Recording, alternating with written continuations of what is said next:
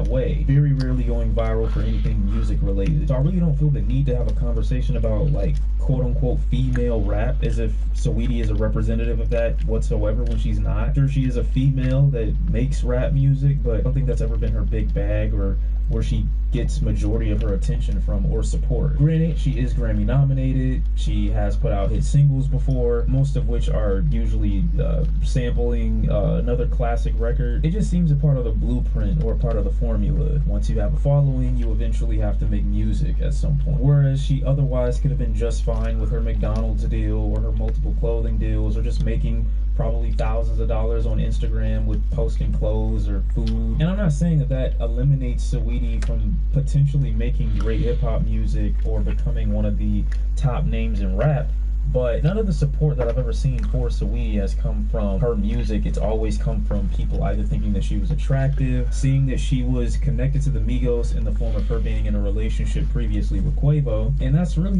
it. I mean, even Saweetie markets herself like that. I make music for pretty girls. I mean, if that's your marketing scheme, then cool, but what does that mean? What does pretty girl music even sound like? These just aren't good selling points. They aren't great foundations for you to build a successful rap career out of. So I go to someone like Blueface as another example, so that people don't think that this is some attack on women because Saweetie didn't sell well her first week. Blueface is another artist who has been marketing himself as an influencer who just happened to get signed off of a major hit. Now, I don't remember if that deal that he signed was because of Tatiana or another song, but I know Tatiana had multiple remixes. The label that he signed to was trying their best to redistribute the music by having people like YG, Cardi B hopping on remixes for it. All of that didn't save Blueface from ultimately dropping his own debut record where he undersold, and again, people clowned him for it. He had crazy features on there, even a feature from 6ix9ine, who at the time was hot and popping, and none of that drove extra traction toward his music. I think he sold 13,000 first week or less. But now when you hear the name Blueface, you don't hear him being talked about in the same context as you did before. 2-3 years ago when you were talking about Blueface, you'd be talking about whether or not he could find the beat. Now when you're talking about Blueface, you're talking about him in the context of domestic violence as it pertains to his relationship with Krishan Rock. Seeing them ruin streamers' setups, fight publicly. Point is, Blueface is not making money off of music right now. He's making money off of being a celebrity, making money for reasons outside of his music, which is why I feel comments made from Sunny Digital would have been better placed at someone like a Blueface as opposed to someone like a Saweetie. Blueface at the start of his career was marketed as a rapper, and that's it. Majority of Saweetie's fans probably don't even listen to rap like that. It also doesn't help that Saweetie's music, for the most part, is trash. I just think people are grossly overestimating the power of Instagram followers and social media as it pertains to translating it into musical sales. She didn't get signed because she had 13 million IG followers. She got signed because she had a hit single that was developing traction. At the end of the day, if you don't really have a social media presence like that, the label will help you build that. Oh, I saw Saweetie on stage. You genuinely thought to myself, damn, that's crazy. She performed. That's good for her. Wait, what song did she perform? I don't even know if she made music. That was my legitimate thought at the time. That whole Let's Go meme, bro.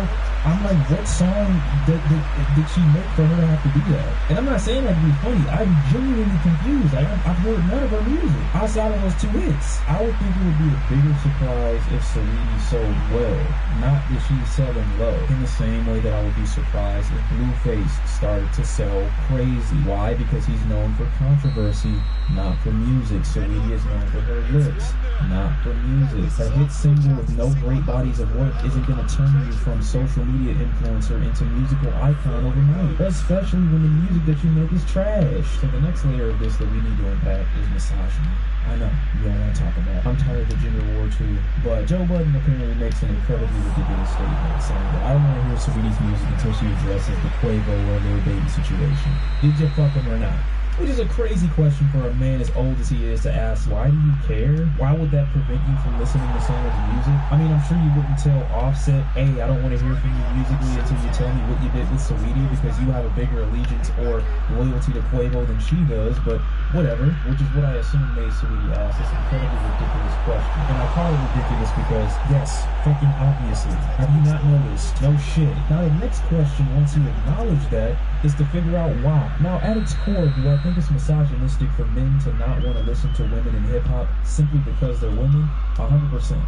But to act like this premise that men don't want to listen to women in hip-hop for no reason is the foundation that we're dealing with here, I think that's disingenuous. And I had this conversation about women in hip-hop about 2 years ago when Cardi B and Megan Thee Stallion released Wet Ass Pussy. I said that, of course, misogyny in hip-hop is a bad thing, but you are not going to get yourself out of that misogynistic trope by making a big chunk of your career/persona the same things that you're over-sexualized for. And I'm only speaking in the context of the mainstream. And that isn't to say that that isn't welcome in music. It just might not be welcome in rap. There's a reason why an artist like SZA, who is kind of sexual in the way that she's been promoting this most recent output. Jhené Aiko, who has historically sung about her pussy, and other things, obviously. It sounds weird, but I think the way it comes across in rap is as if it's a bitter topping to a meal that doesn't have much flavor. It can just come off as brash or make you cringe, because certain content, regardless of how much you want it to fit, isn't suited for certain aesthetics. If we're talking about sexuality, the way people receive it is just as important. And for plenty of listeners, I think the way they rather receive that sexuality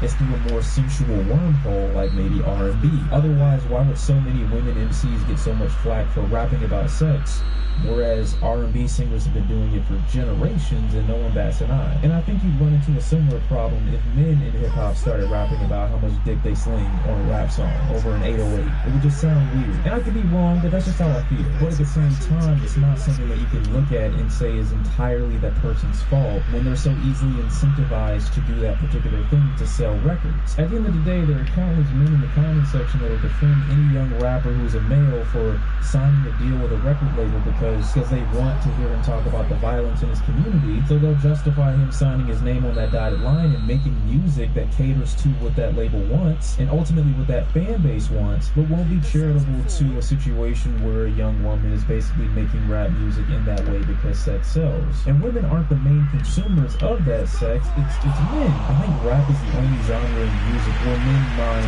women being too sexy or over-sexualizing themselves. Rap, for the most part, is an incredibly diverse scene.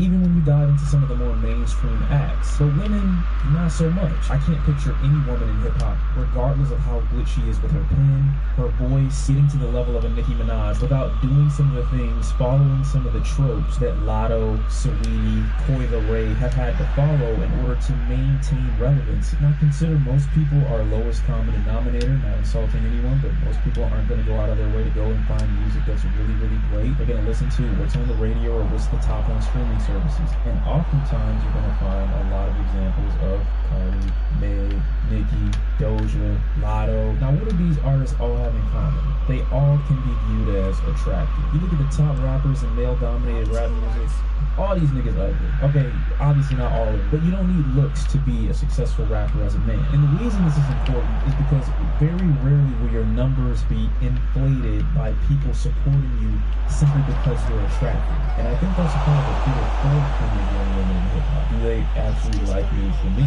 And you won't find that out until you drop your music. It's one of the main reasons Ice Spice has made a lot of noise. Now, I know You Thought I Was Feeling You is like real like catchy sometimes. I know it's funny to repeat, but it's not a great song.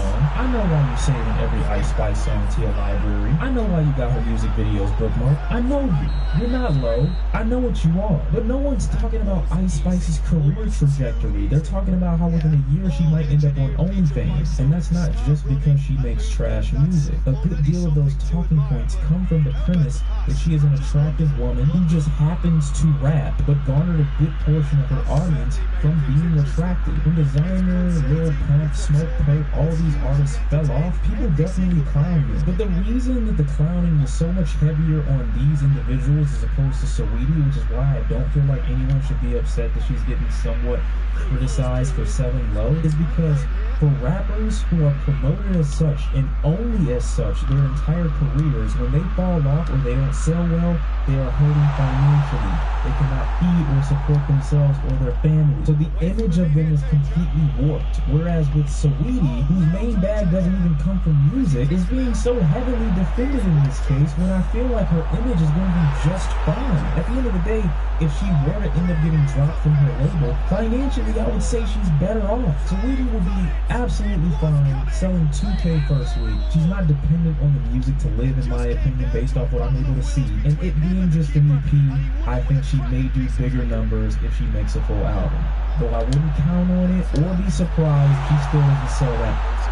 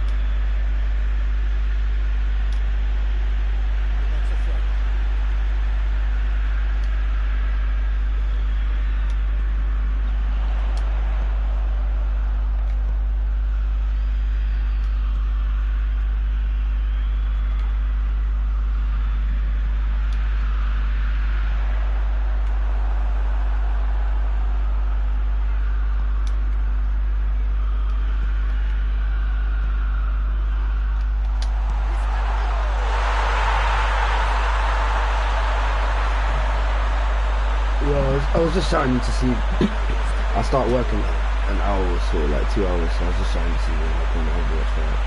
Get some time to work on. What time you finish your shift? Yeah, that England loss was depressing.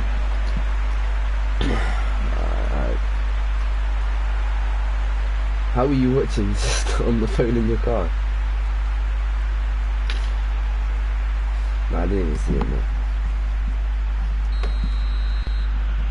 So all square, and not for the first time.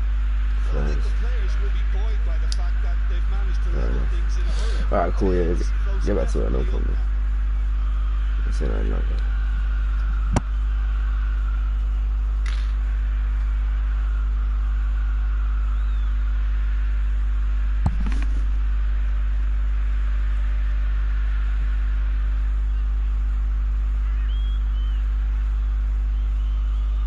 The Bluetooth device is disconnected. The Bluetooth device is connected successfully.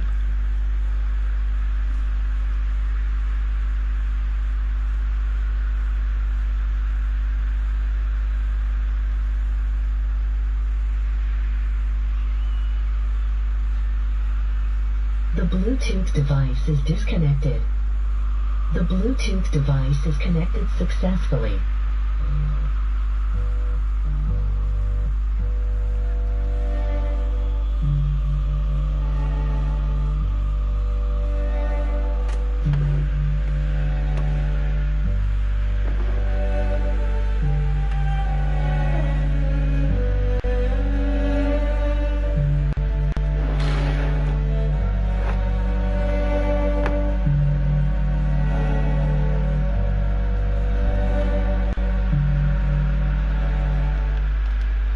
The good old hot take, the necessary evil of the sports world, through the good ones, the bad ones, and the downright atrocious ones. We once again find ourselves racking our brains, trying to figure out how some people come up with this nonsense. But today, I've done the brain racking for you, and found some of the hottest NBA takes on the internet. So, buckle up.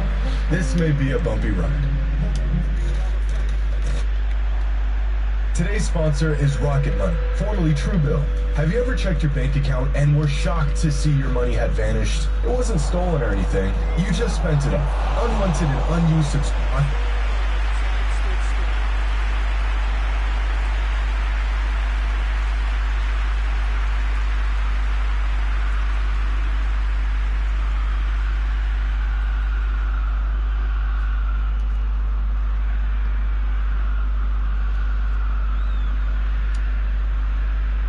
The Bluetooth device is disconnected.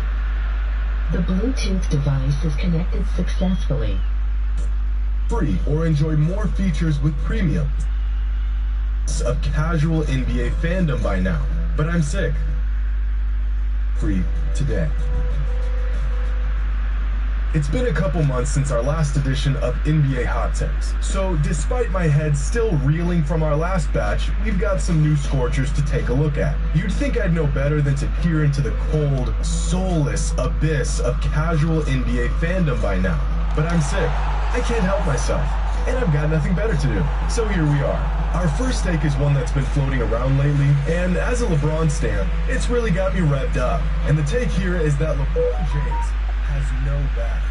LeBron James, the 6'9" ambidextrous jack of all trades with over 37,000 points, has no bag. Of all the basketball takes I've had the displeasure of coming across, this might just be the worst I've ever laid eyes on. In basketball, the word bag can mean different things to different people. So does having a bag mean being able to get a bucket from anywhere on the court, like this? Throws up the floater! Or this? Or this?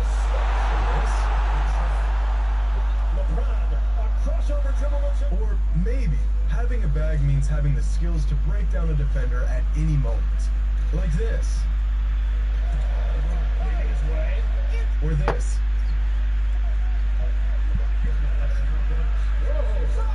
No, wait. I got it. Maybe having a bag means a player can piece together moves and put together a combo that could get him a bucket at will. Like this right here. Or even this. I feel crazy for even needing to say this, but LeBron James has a bag. I think the problem here is that for some people, having a bag isn't about how many things you're capable of doing on the court, but rather how you look when you do it. For example, take a player like Jordan Poole or Jordan Clarkson or Damian Lillard. These are all players who everyone will agree have deep bags. But aside from a flashy handle and how they choose to get to their spots, there's not one thing these players can do that LeBron can't. Now sure, LeBron can't put together a combo like this, but getting into your bag can also look like this. I get it. LeBron has always relied heavily on his strength and athleticism. He plays stiff and robotic. It doesn't look pretty most of the time. Instead of shaking his defender and using pure skill to get a bucket, he'd rather put his head down and go through a defender, or just look down at the ball before hitting the grossest 30-footer you've ever seen in your life. But LeBron does, in fact, have a bag. You don't just stumble upon 37,000 points as a perimeter player without having a full arsenal of moves to deploy. He's got a post game. He's got his patented turnaround baseline jumper. He can take you off the dribble and finish with either hand. He can dribble straight into a pull-up. He can manipulate the pick and roll. He's got a filthy layup package. He can shred a double team. And considering he's a freight train of a human being, he's got a relatively tight handle. And why am I even saying this? He's one of the greatest players of all time. Have we lost our minds of all the things a player can do on the court? LeBron can do all of them, besides having the ball on a string while putting on a dribbling thing. But if that's how you define having a bag, then so be it. Doesn't change the fact that this is a bad take. Now this next take isn't from one fan, but from multiple fans. The more you look into it, the worse it gets. This fan asked the question, if you had to 1v1 against an NBA player to save your family, who would it be? Now listen up guys, never know if this is gonna happen. So the first thing you want to do in this situation is visit your loved ones. Tell them how much they mean to you, and then say your goodbyes. Because brother, they're all goners. There is no one in the entire NBA that 99.99% of us are going to beat one-on-one. This is a matter of fact. But despite this, the answers to this question would have you believing otherwise. Some people found some pretty clever loopholes to this conundrum, like this guy who picked Kawhi Leonard because he wouldn't show up due to load management. And this is true. This guy picked Kyrie Irving, but he has to get vaccinated to participate. This man said Anthony Davis because he'd get injured 2 minutes into the game. But I hate to break it to you, Anthony Davis would still skunk all of us on a torn ACL. Now here's a fan with some sense. He says, no matter who I pick, there's absolutely no shot I'm winning. But if I had to choose a player where I have the best statistical chance of winning, I'm gonna have to go with LeBron. You know what? Stop. Let's see some real answers, like this man, who says he could beat Draymond Green one-on-one. And to that, I say, no. You're not beating a 6'7" 240-pound future Hall of Famer. The man scored 32 points and hit 6 threes in Game 7 of the finals. Draymond is going to take your lunch and watch as you wave your family goodbye. This guy says give me Grant Williams, and apparently he's gonna lock him down. No, you're not. Grant Williams is 6'6", 240 with a strap. He's scoring 15 straight on you in street clothes. Now, the most popular answer was pretty much any historically short player. Isaiah Thomas, Nate Robinson, Bugsy Bogues, JJ Barea. And again, no. Do y'all realize just how quick and athletic these guys were in their primes? They're going around you, over you, screwing. They're going under you, and you're not stopping them. You're also not going to post them up. These guys are built like tree trunks. They're dense. You're not moving them in the post. Try it, and they'll strip you before you even know what happened. Another answer that was really popular was, unironically, Ben Simmons because he can't shoot. Guys, Ben Simmons is 6'10" with a 40-inch vert. He doesn't need to shoot. He's going through your chest and packing it every single time. Kendrick Perkins, stop. He was 6'10", 270, and the last time we saw him play normal people was in high school, where he averaged 27, 16, and 8 a game. It's not happening. No, no, no, not a shot. Nope, nope, stop it, no. There's really only one correct answer to this question, and it's this one. Now, this next take comes from a fan who says we need to stop comparing Luka Doncic to guys like Larry Bird and LeBron James, and that he's far more similar to James Harden.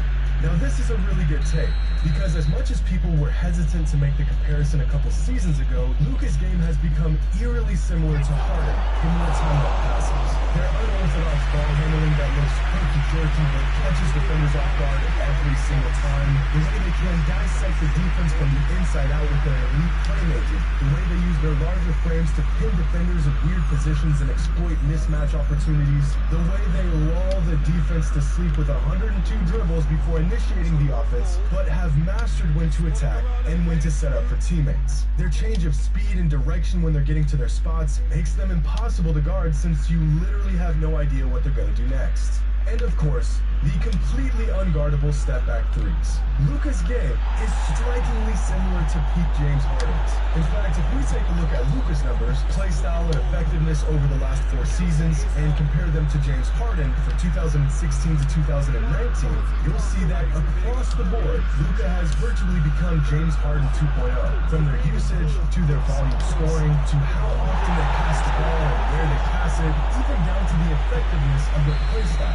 The only difference between peak Harden and current Luka is where they choose to operate. Harden scored most of his points either right at the rim, from the three-point line, or the free throw line, whereas Luka has a higher tendency to get right into the middle of the defense and operate from the mid-range. So, if Luka is just the latest iteration of peak Harden, then why are we so infatuated with him and his playstyle just a few seasons after crucifying Harden for an extremely similar playstyle?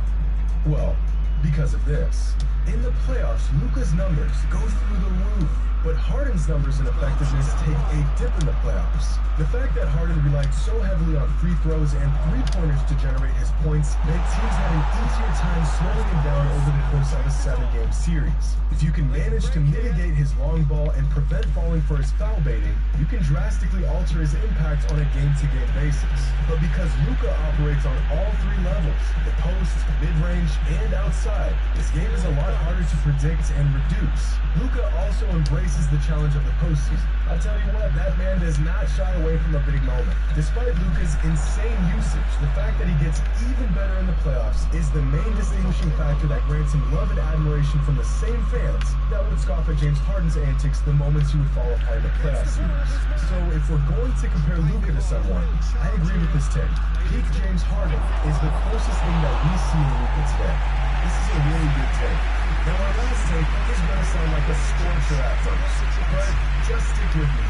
This fan says that Michael Jordan is the only guard in NBA history he's taking over Steph Curry. And me personally, I agree. The only guard, both point guards and shooting guards, that I would take over Stephen Curry in some all-time draft would be Michael Jordan. Because really, there's only a few options that are even worth considering here. So let's take a look at who those options are. Amongst the greatest guards in NBA history, you've got Michael Jordan, Kobe Bryant, Magic Johnson, Oscar Robertson, Dwayne Wade, Isaiah Thomas, John Stockton, Allen Iverson, Chris Paul, Steve Nash, Jerry West, James Harden, and of course, Steph Curry. I think most fans would consider these players. Huh? I'm going to work at 5.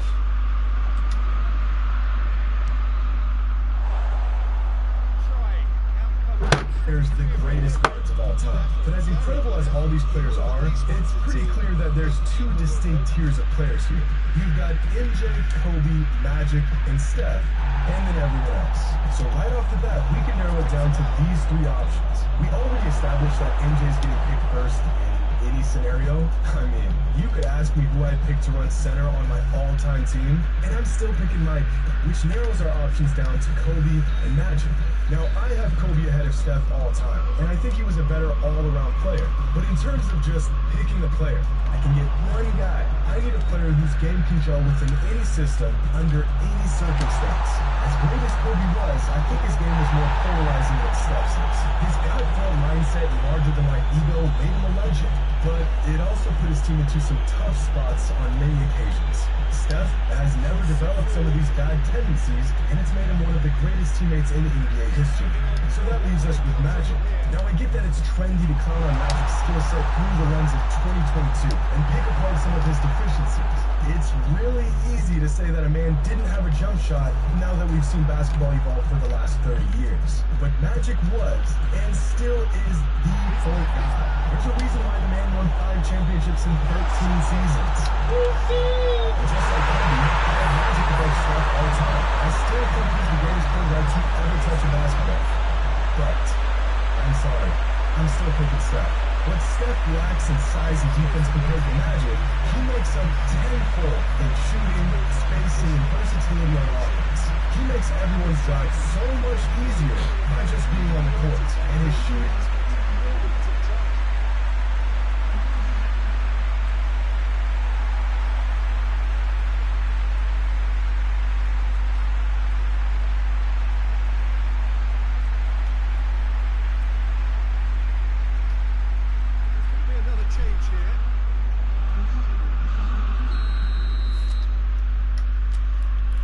and shot creation is so absurd that he's virtually a walking cheat code. If a great guard is the match who lights an offensive fire, then Steph Curry is a blowtorch and a gallon of gasoline ready to scorch anything in its path. So yes, Michael Jordan is the only guard in NBA history I would take over Steph Curry. And unfortunately, that's all the racking my brain can handle in one sitting. But before I let this go, if you had to 1v1 a NBA player to save your family, who would it be? Leave a comment below with your answer, and as usual, the hotter the take, the better. Or worse. Hope you all enjoyed, and as always, until next time.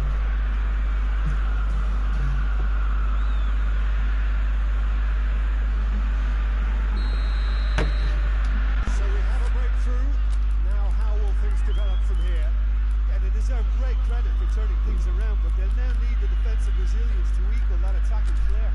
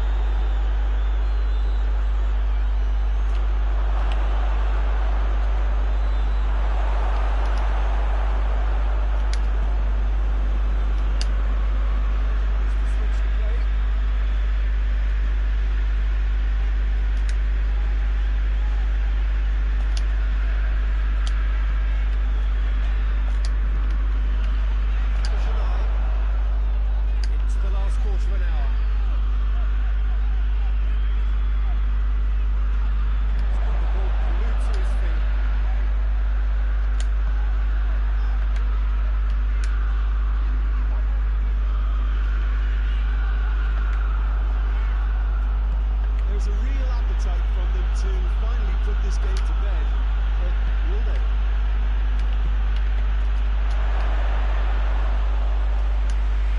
That'll go straight through to the keeper.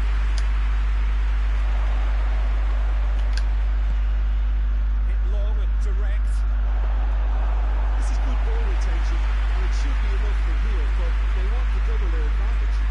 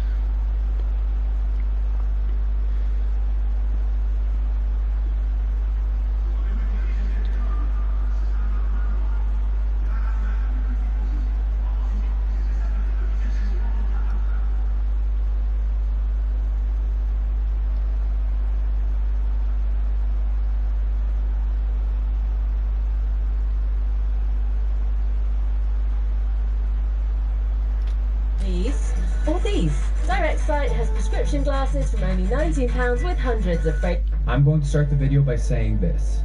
Overwatch 2 should not have been released. We're now a few months past the Overwatch 2 launch, and nothing has really changed with the game. And if you're frustrated and feel lied to, you are not alone. We were promised a game with frequent updates, and instead got the same Overwatch 1 development pattern. extremely slow updates and hardly any communication about the game. Overwatch is repeating history, and it is tiring to be part of this community for 7 years with the same non-stop mistreatment from Blizzard. This game is not a sequel and shouldn't have been released as one. This is still very much Overwatch 1, just with an update. Let's take a look at the bigger picture here. Most people in gaming, they hear about free-to-play Overwatch 2 and come back to check it out. They come in and see that the game is quite literally the same exact game from 2016. After playing with friends, they move on quickly. I'm sharing this with you because I'm already noticing it with my own friend groups, so I'm assuming you've seen the same as well. And I'm not coming here to tell you about how awful or how broken the game is, because it's not.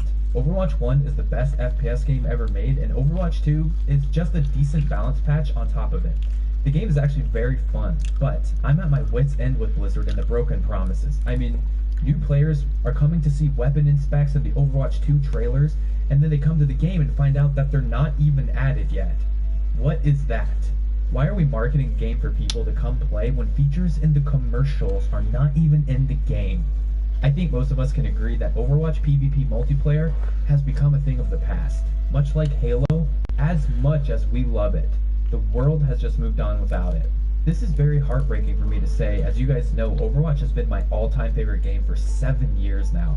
Right now, the entire Overwatch 2 consumer experience is identical to 2016. That's a huge red flag. And the only thing that's really changed is now there's an in-game shop for microtransactions. This certainly can't be exciting as a player returning to Overwatch. It's just a shop update? It's worth mentioning that the in-game shop has been really criticized by the community. We seem to all be on the same page with this. This is always going to be fair criticism. I have no idea who is paying these insane dollar amounts. I think the cosmetics are lame to an extent, but of course, someone is paying. And the fact it takes 5 years worth of playing to free-to-play grind Kiriko's cosmetics and that whole big Reddit thread is hilarious. That's just Blizzard slapping us in the face, and I think it really sucks that heroes are. I'd much rather have them be open to players from the get-go. A ton of people that paid for the game initially are part of the crowd that doesn't want to pay for the battle pass to unlock it immediately. At least put the hero early in the pass. The current state of the Overwatch Battle Pass is pretty disappointing. We all knew what this would look like. We've seen countless games roll out the Battle Pass and they all look the same. But why does Overwatch have to be the exact same? Not only is it shot for shot, the same exact structure, but why did the unlockables have to also be boring? This is an issue with gaming as a whole, not just Overwatch. Battle Passes having the most boring and lazy content added. Oh man, I can't wait to hit the next Battle Pass level and unlock a slightly different color of a skin I already have. But Blizzard used to be known for being above lazy and going that extra mile. That is clearly gone now. But somehow on the Call of Duty front, however, the Modern Warfare 2 Battle Pass has a fresh look and unique style. Now, Call of Duty is innovating more than Overwatch? Why is this so lazy? We have been told that PvE will come in 2023, and we have no more information past that. I suspect a delay is coming. The PvE is the real Overwatch 2. Overwatch 1 is what we're still playing. Do not let anyone at Blizzard try to trick us with marketing campaigns and the presentation of it. This is Overwatch 1. They did not redefine a sequel. They did not even make the sequel yet. The original vision for Overwatch 2 is not what we are playing today. We are all supposed to be happy Overwatch players right now, enjoying the game while Blizzard drops the PvE on us whenever they are done. I believe that PvE is far away, and I'm still not sold it's going to be as good as they say. Too much of the footage they've shown has been multiplayer maps, and I don't know, it just seems like it would be lame to grind a PvP map that just has bots on it. Also, we're not playing as custom classes and characters that we created ourselves. We're playing as a Tracer or a Reinhardt. Not sure how attached we can become to this as players. We'll see. I really do hope it's fun. The next big topic is no new features came with Overwatch 2. This has to be my biggest gripe with the game. We launched Overwatch 2 and really decided no new features was okay. Unless they're considering the scoreboard a feature, and then wow, now we're just starting to sound like Battlefield. There's no features in the game that we didn't have before. No new ways to play, no new training range, no X factors. The competitive ranking system is unanimously agreed upon to be worse than Overwatch 1. What happened? Oh, that's right. It's really just a shop overhaul patch. It's also sloppy to see how often heroes are being removed from the game because of game-breaking bugs. It feels like every other week there's a hero being removed temporarily for fixes. and it's frustrating when a sequel seems to have cut more content than added.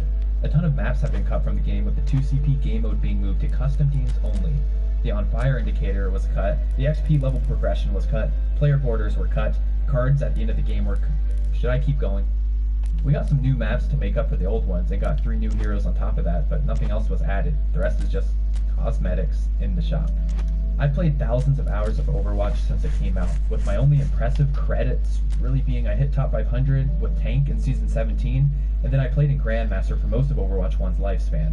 After all of this time, I will be honest in that I prefer 6v6 open queue compared to Overwatch 5v5 role lock. Most of my issues with the gameplay stemmed from the new heroes they added, and I've said this same warning for many years. The DLC heroes are by far the most problematic elements of gameplay, and without them, 6v6 open queue Overwatch is a blast. Think back to the 2016-2017 gameplay. That's the gameplay I fell in love with, and I'm putting away my rose-tinted glasses, don't you worry. I've spent a lot of time reflecting on this and going back through the old footage of the game from back then.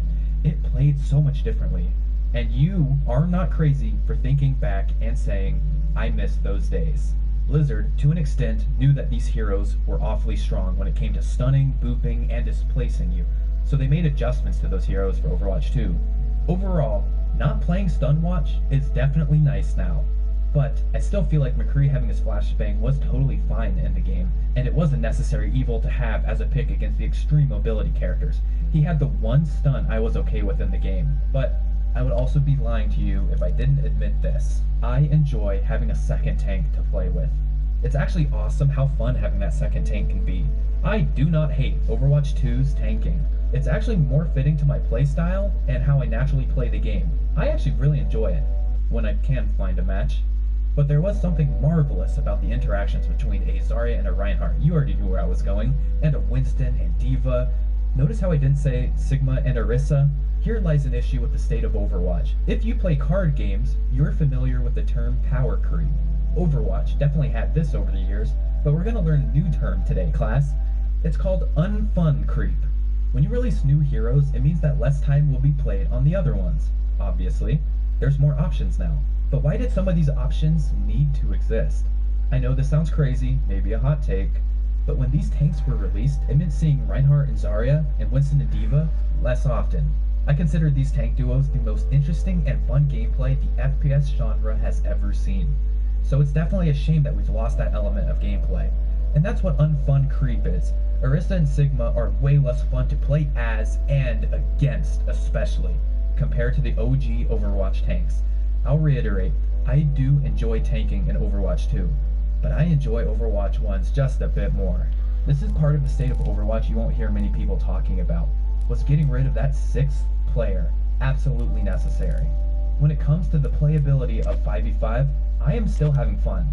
With the current balancing and removing of 2 tanks, there's more of an emphasis on your mechanical skill. Blizzard took steps to make the game feel more like a shooter and less of a brawler, which is totally good with me. But I remember, this is how the game felt when it first released in 2016. We didn't have the 5 shield shenanigans, the AoE healers that do everything for free all the time, and that game was a flawed masterpiece. I'll never say Overwatch 1 was perfect, but it was marvelous. That gameplay loop during its first couple years is the best gameplay in FPS history. So part of me is a little sad that it's all gone now, and that these new heroes that were supposed to be exciting were really a Trojan horse for deteriorating the gameplay. And now to tie this point all together for today, we now have a bunch of heroes we're just stuck with that we have to keep balancing and trying odd things with. Doomfist gets moved to the tank role, Brig keeps her entire kit except she just lost her stun. It's just odd that we have these DLC Overwatch 1 designs that don't feel like they really fit into the Overwatch 2 design space. Like, what's the point of Mei if she no longer really freezes? I've been saying this for years, just please turn Mei into Frozone from The Incredibles. Let her, like, slide around on the ice and that be her playstyle. Please, Blizzard. It's been stated that the Overwatch team has been working on Overwatch 2, as we know it, for just 1 year. Some sort of decision was made during the PvE development cycle that they needed to shift gears, work on the PvP for Overwatch 2, and then just release it. I am massively against this philosophy and am consistent with it across the gaming industry. Releasing a game in unfinished chunks has to be the least fun player experience ever. You, as an Overwatch player, do not deserve this. Blizzard's former reputation also does not deserve this. This game just wasn't ready to launch as a sequel, and it was wildly inappropriate to market it as such. This was very much an update for Overwatch 1. Now here we are, 7 years later, looking back and remembering the promises of 2016 and how Overwatch had a bright future. We all collectively cheered the franchise on and waited for those next big updates. And now we look back and we see the workshop was really the only big update in the history of the game. Role queue might be considered one, but I'm personally not a fan of this system, and I think it's overall restrictive to the gameplay and less fun. This system is also responsible for Overwatch's infamous queue times. I'm already waiting 15 minutes plus per match to find a game on tank. This is getting old really fast, and is the sole reason I haven't been playing tank anymore. I really wish Blizzard focused more on the game's format to get the queue times down, but I do believe that this ship sailed long ago. The biggest praise I have for Overwatch 2 is the optimization. I'm sure you've noticed as well, but we are all getting way more frames now. I averaged like 300 in Overwatch 1, and now I can play at 500 if I wanted to. I lock my frames around 240, but now I can play on max settings and get the same frame rates I had in Overwatch 1 on low. Great job to the tech team at Blizzard for the optimization, and I actually am happy to say I believe Overwatch 2 has the best PC optimization in all of PC gaming. Another thing you've probably noticed is a lot of popular community figures are talking about the matchmaking in Overwatch 2. From my own personal experience, I don't really know what happened, but this has to be the least fun I've ever consistently had with the matchmaking.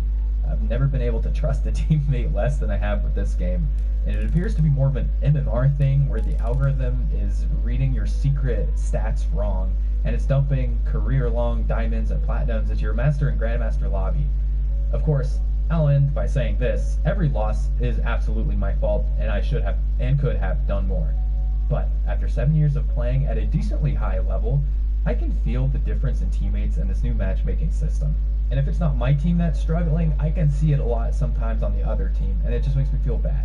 So overall, who is to blame for the current state of Overwatch? During the mass anti-Blizzard media cycle that went on for a while against Bobby Kotick especially, you'll remember tweets from employees saying how Bobby had wasted the team's time with scrapped projects on top of all the other problems Blizzard was facing with management. This is pretty clearly a management issue, and not an Overwatch team issue.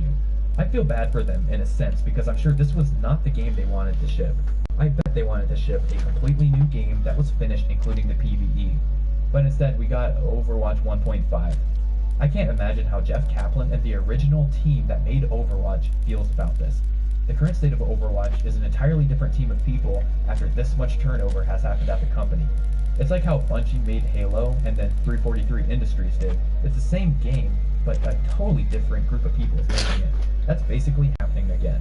It's almost comical how similar Overwatch 2 is to Halo. The game wasn't ready, but for some reason the publishers forced it out in separate pieces, leading to an overall degraded experience. All we have are promises on the horizon. The current state of Overwatch is a clear representation of the current state of Blizzard. Do we think Blizzard would have released this game as early access in 2007? The answer is no, because there was a clear vision and message that everyone at Blizzard followed. They made polished, finished games in fantasy worlds. Now, they make promises to make those same games.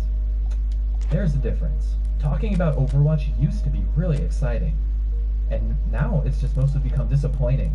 I'm not sure I want to keep playing this 7 years in a row with the hope for more features and updates. I don't have an 8th year left in me, and something tells me most others also do not. This game, which is indeed fun, has always been built with a promise of more, and that's why we bought in back in 2016. And during the last 7 years, the gaming industry changed a lot. Keeping up with the content that's coming out with large communities such as the Fortnite, Warzone, Minecraft, for example, it seems impossible. But this is very doable. And the strangest part is that Blizzard this entire time was telling people how small their team was on Overwatch. They almost said it like they were proud of how small the team was. It is impressive that they made a game as good as Overwatch is. But why didn't we get more help to keep developing it? After Titan crashed and burned and Overwatch rose from the ashes, were the $1 billion in sales not enough to tell you maybe this game deserves more priority in development as a company? It just really sucks to watch every game get consistent updates and more content while Overwatch 1 had to die and wait for Overwatch 2, which isn't really even out yet, to come and maybe save it. One thing we can all agree on is that we are excited for the PvE, And that's really what Overwatch 2 is. Overwatch was awesome for the 2016 landscape, adding so much to the FPS genre we haven't seen before. It was new and fresh. So why is the state of Overwatch 2 not like that? I'm not sure where the disconnect is with Activision Blizzard management, but this game was worth putting the extra time into and making sure this had old Blizzard magic. What Jeff Kaplan's team shipped in 2016 was a Game of the Year deserving game. You couldn't describe the excitement around this game when it launched. It was magical. And now magical is the last word I'd use to describe it. The word I'd use now to describe Overwatch 2 is desperate. The only people that feel the magic are really just the streamers that...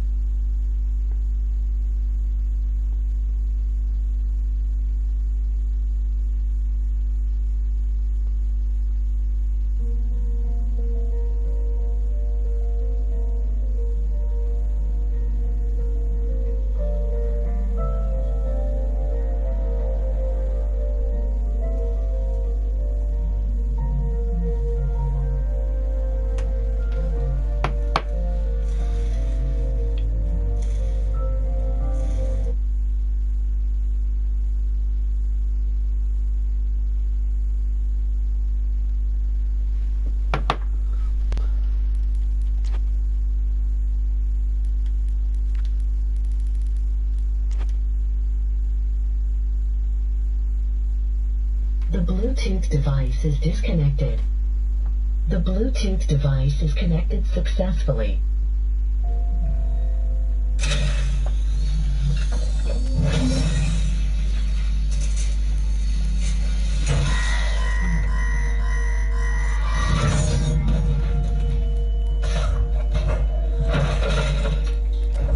Now, no need for that, Winston. Your heart rate is through the roof. I told you to stop monitoring my vitals, Athena.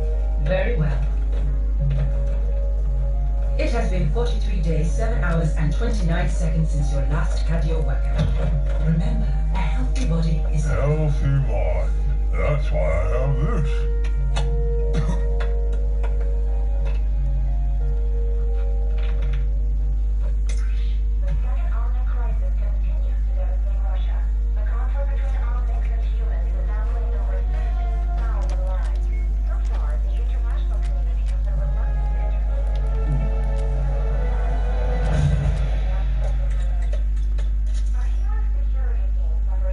Every time you see news of this sort, we go through this. I remind you, recalling Overwatch agents to active duty comes with great risk. The Petrus Act clearly states any Overwatch activity is deemed illegal and punishable by prosecution. I know. You're right. That's the way the world is. But I do miss the old days.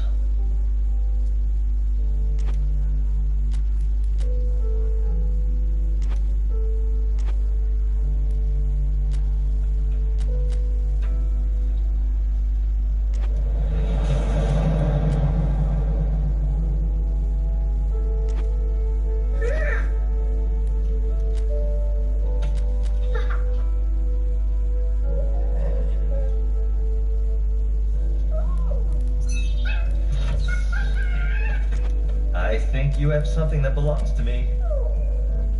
Hand them over. Oh, it's okay. You're not in trouble. Oh,